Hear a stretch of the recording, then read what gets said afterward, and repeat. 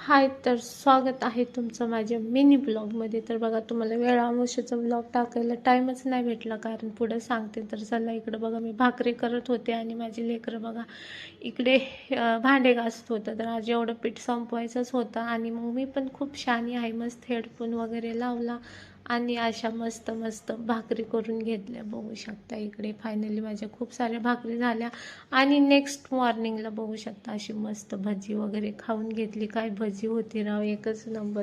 आमचे सासूबाई खूप छान भजी बनवतात, काय सांगायचं. तर ब्लॉग टाकायचा राहिला होता, कारण की मी एवढी जिन्यावरून जोरात पडले, काय सांगू, खूप सारं लागलंय. तर बघा, आमच्या इकडं मस्त अशा भजीचा बेत कोण ठेवले काय माहिती, असं एवढ्या 2 दुरडी भाकरी झालेल्या.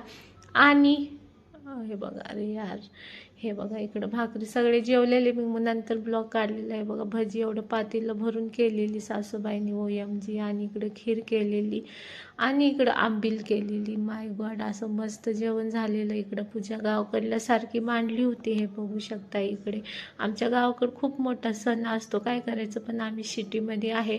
आणि चला, तुम्हाला सांगते, मी ब्लॉग टाकायला उशीर का केला, कारण की मी जिन्यावरून पडले आणि मला लागलं. त्याच्यामध्ये ब्लॉग काढणं आणि टाकणं शक्यच नाही झालं, एवढं हाताला लागले तुम्हाला काय सांगू. इकडे बघा, असा हात काळा निळा झालाय, खूप अंग वगैरे दुखत आहे. तुम्हाला काय सांगू, 4-5 दिवस झाले मी नुसती आजारीच आहे.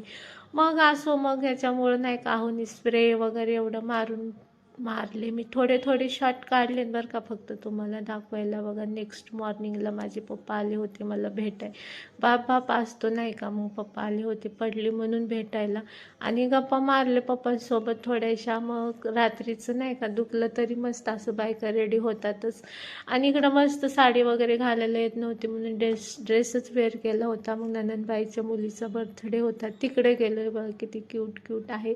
मग तिकडून बर्थडे वगैरे सेलिब्रेशन करून आले आणि पाणी आलं होतं नळाला. बघा, अहो कसे पाणी भरतायत. तर चला, खूप केअरिंग